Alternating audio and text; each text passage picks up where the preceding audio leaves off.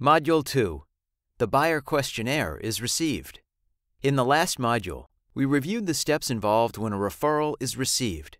In this module, we'll take an in-depth look at the buyer questionnaire, walking through each question in detail, review why the questions are asked, and the possible responses. We'll also talk about how the information fits into your preparation for your buyer's meeting.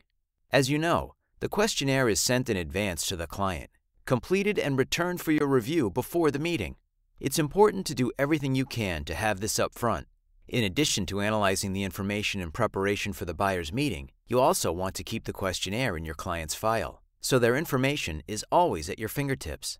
This is an incredibly valuable document that you will always be able to reference. If the client does not return the questionnaire in advance, I highly suggest you call to reschedule the buyer's meeting. This is why we recommend creating a follow-up reminder in your calendar a day or so before the buyer's meeting, so you can explain to the buyer that it's to their benefit for you to have the information for preliminary research beforehand, so no critical information is overlooked that could cause them to miss out on a property. The client always understands and usually returns the completed questionnaire quickly. Now, once the questionnaire comes back, I always send a thank you card to the buyer. If the meeting is the same day that I receive the questionnaire, I send the card after the meeting. As we mentioned earlier, taking the time to show your client's appreciation is an effective way to help grow your business. The way I word the thank you card is, "Dear Mr. Smith, thank you so much for the opportunity to work with you. I really appreciate it. I look forward to our meeting on such and such a day." I keep it very simple and to the point. Now, as we said earlier, the goal is to evaluate how real estate fits into your client's overall financial plan. The questionnaire is a powerful tool for this. In reviewing it, look for key points to discuss with the buyer during the meeting. It's worth noting that some explanations for some questions may seem self-explanatory for realtors, but remember, we're including this depth of information for the benefit of all Core 7 professionals who will be watching the Realtor modules. Let's start by looking first at questions in the About You section. Getting started, you should ask, what is your cell phone number? What is your work phone number? Obviously, this is asked to gather as much information as possible about the client. Getting both their cell phone and work numbers allows you to reach clients with important information whenever needed. When is your date of birth? Very simply, I value the relationship and take a long-term view of it. Knowing these small details helps build a much deeper connection with your clients. I always enter their birthday into my database so that I'm able to send a card and call each year on their birthday. This always makes a huge impact and is always a pleasant surprise to my clients. As a side note, it's very uncomfortable to ask clients for referrals when making a birthday call. What are your hobbies? I like to ask this question to get a sense of what is important to the buyer and find something in common. There are a lot of ways to do this. First, you can use the client's answers to answer this question as a starting point for a Google search, so you're in a position to talk about shared interests and build rapport. I would also recommend looking the clients up on Facebook or LinkedIn. The more you know about your client's interests and hobbies, the more you can connect with them when you meet. Another great reason to know your client's hobbies are so you can send them holiday gifts or articles related to their hobby. Again, I'm looking for a long-term relationship, and thoughtful gestures like this are great for accomplishing just that. Also ask, who should we consider the main contact? This question is important to keep lines of communication open. When you're dealing with a couple, for example, sometimes one person may be the lead. It's important to know who that is right from the start.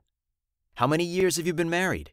This question can sometimes assist your property search because it helps target the arrival of children, which obviously impacts the type of property your buyers would consider.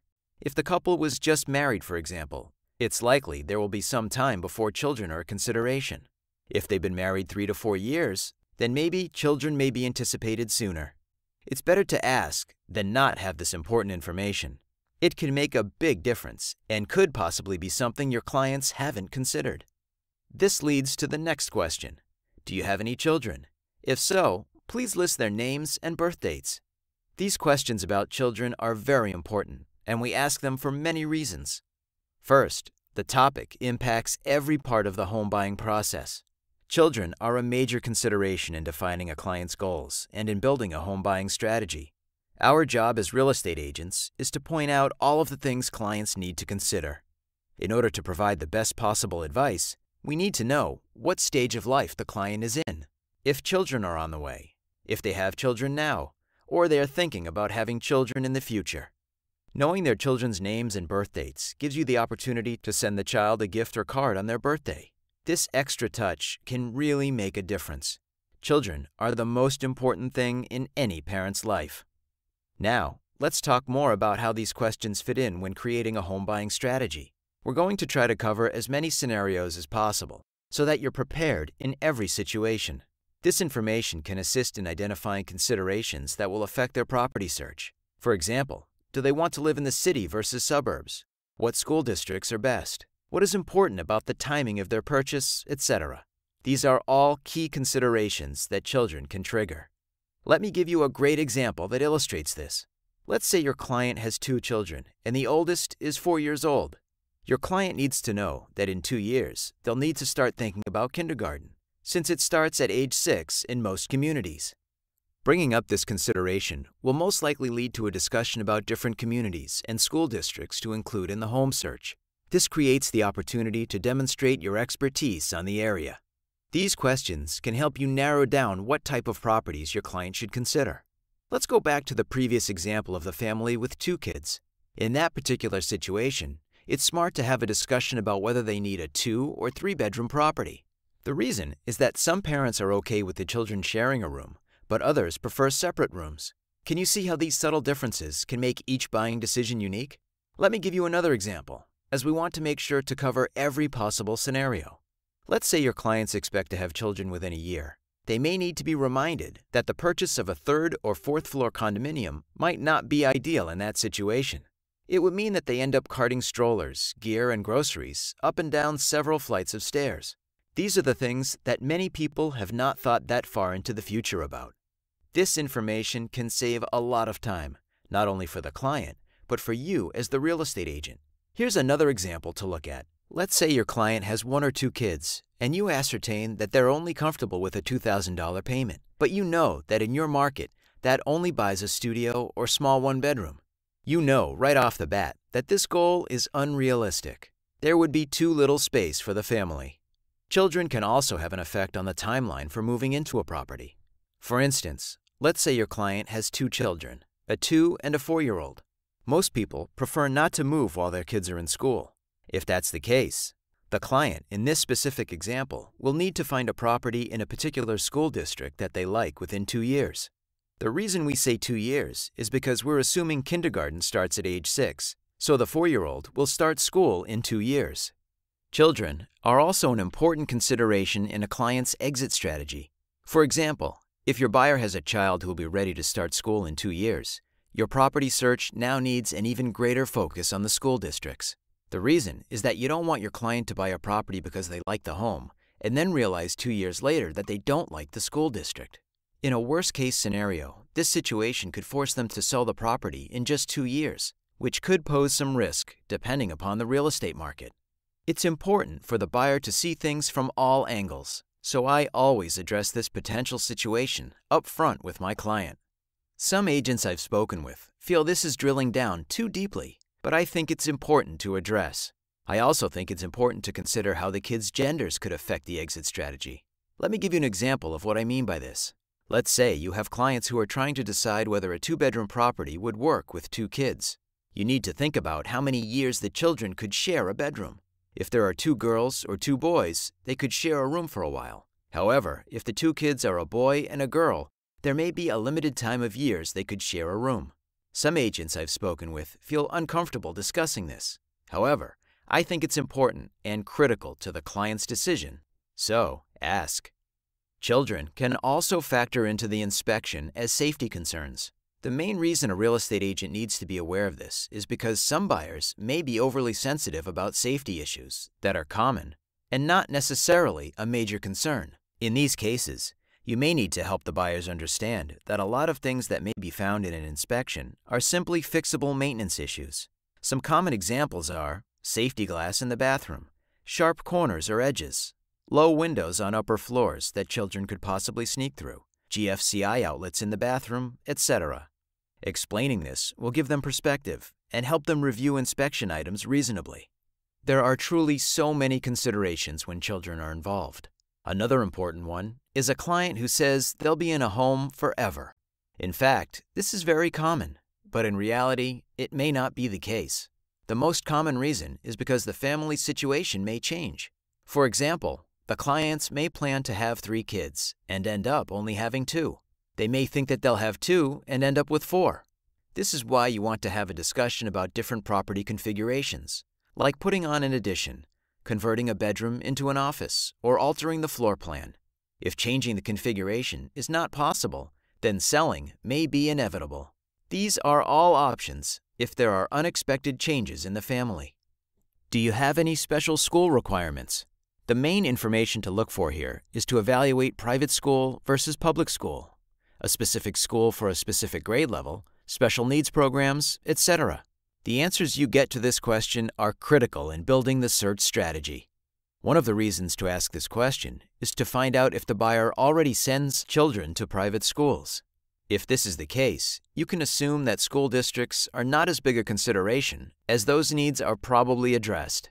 So, if your client currently sends their children to private parochial school, you could consider having them live in an urban center, where the schools aren't necessarily as strong as in the suburbs. Another consideration here is that some clients can have very specific school requests within specific neighborhoods. For example, a buyer may want to be in a certain school district, but even if this is the case, you also need to find out if they prefer a specific elementary school, middle school, or high school within the district. This is where you need to dig deeper with them, because within a single district, some schools are better in certain levels and for specific needs than others. These considerations can make all the difference to the client, and it's your job to be sure they're all addressed. Now, if the buyer indicates a preference for private schools or a school within a particular special needs program, I like to suggest they speak with my Core 7 financial advisor partner so they can review the costs of school versus the home purchase. For example, if the buyer is looking at properties in areas with questionable school districts and therefore considering private schools, I always want to encourage them to consider other strategies, like purchasing in a better school district that may be slightly more expensive, because it may be the lower overall cost strategy. Obviously, if they don't have an advisor, I make the referral to my trusted Core 7 partner. Now, let's move on to the next question. Do you have any pets? If so, please list the type of pets and each of their names. It's important to factor pets into the search. Pets are very important to their owners, but some properties may have restrictions or conditions regarding pets. This question is critical because you can narrow your search parameters while also building rapport, especially if you're also a pet owner. For instance, I typically share a picture of my dog as a way of bonding with clients who own pets. Even if you're not a pet owner yourself, being sensitive to this shows that you're taking all the client's priorities into consideration. One of 3 scenarios is possible with this question. In the first scenario, the clients have pets. In the second scenario, they want to have pets in the future. In the last scenario, they don't have or want pets. In the first case, where they have pets, always try to find out the particular breed, age, and size of the animal. The reason this is critical is that certain breeds like pit bulls or Rottweilers can be an insurance issue. You're not making a value judgment about the individual animal, but certain associations have weight and size requirements, and there also may be breed restrictions. This may be a touchy subject for some clients, especially if their animal is not aggressive, but it is something that can come up. I like to address this with care by saying, I just want to make you aware that some associations may have restrictions on the breeds you can have. If we find an association that requires approval of the animal by any person or entity, we really want an approval for the animal in place before we purchase the property. What I've done in the past is build a bio with a picture of the pet and send it to the trustees to approve the animal ahead of time. We want to avoid a situation where we get an accepted offer on the property and then have the pet rejected. Let's get your pet approved up front. There is a template of the pet bio located in the Core 7 Resource Center. In the second scenario, where the clients want pets in the future, it's important to discuss this up front to avoid potential issues that could arise in the future. I like this question because it really shows long-term value and that a long-term relationship is important to you. For example, if a client wants a cat at some point, you would need to discuss how this can affect the property search, as some properties may not allow cats. In the last scenario where the client does not have pets, Obviously, there's no impact on the property search, but it still makes sense to ask. Next, let's look at the employment section of the questionnaire. There are a couple of ways the information here is used to add value and build rapport. It's important to know your client's work and income. The answers you get can help speak to lifestyle goals and help you build a price range. First ask, who is your employer? Knowing where a client works can be a great opportunity. It gives you the opportunity to Google the company and find information that can be valuable. I also like to look in my database to see if I have a past client or someone else who I've worked with who also works at that company. The reasoning is that it's great to be able to name drop and have a third-party endorsement. It creates trust. What is your occupation? This question can help you get a sense of who you're working with personality-wise. For example, if your client is an engineer, you know they may be very analytical and more focused on the numbers. If your client is an artist, you know they will be more focused on the features and layout. Knowing the client's occupation can provide a good indicator on the potential progression of income. For example, your client may be in an occupation with a lot of growth potential, where they'll be making a lot more income in the future, so they could push the limit on their purchase price. On the flip side, your client may have a job that is very stable, where their income only increases with the cost of living. This client could be very conservative and risk-averse. This also speaks to the amount of time the client may stay in the area. Some occupations, such as doctors and high-tech professionals, move more often than others. This can have a huge impact on the property they purchase. For example, a 5-year home versus a 10-year home, a condominium versus a single family with a yard. What is your income? This information can assist you in creating a price range for your client. A good rule of thumb here is that 4 times the income equals the loan amount a client could qualify for. So if a client makes $300,000 a year, a good estimate of their maximum mortgage amount would be $400,000. Now, this is only a general guideline, and of course, this is the mortgage originator's area of expertise, but it can be a helpful starting point. Keep in mind that if a buyer does not provide their income information in the buyer's questionnaire, it could possibly be a red flag. You may have someone who is not really committed to you or your process. This is a huge reason why we get the buyer questionnaire up front, so we can review it for missing information and contact the client before the meeting. If the client refuses to give the information after that, I simply ask, Mr. Smith, I noticed that you did not fill out the income section. This section helps me build search criteria for you. Is there a reason you're reluctant to provide the information? The main purpose of this question is to find out how committed and loyal the client is to you and your process, and to find out if they're working with another real estate agent. This is a strategic, non-confrontational way to get this information. What is your company's address? This is asked to help drill down to potential locations for the purchase. It can help you develop a search radius, as most people have some idea, distance and time-wise, of the commute they want to work. This enables you to help your clients talk through the ease or difficulty of the commute. This also brings up an excellent cross-sell opportunity. Note whether the employer is a local company with employees who may be buying and selling homes. It does not really matter how many employees the company has, as long as they're a good candidate for an employee benefit program, highlighted by a lunch and learn seminar. Your lender partner also has a systematic opportunity to follow up with the lunch and learn cross-sell after the loan commitment has happened. Be sure to collaborate with your Core 7 partners on the best way to approach these opportunities. Keep in mind that some companies may not be appropriate for every real estate agent. A very large company like Microsoft could be overwhelming, and McDonald's or Dunkin' Donuts, for example, may be inappropriate because many employees may still be in high school. Overall, I don't think any company should be ruled out.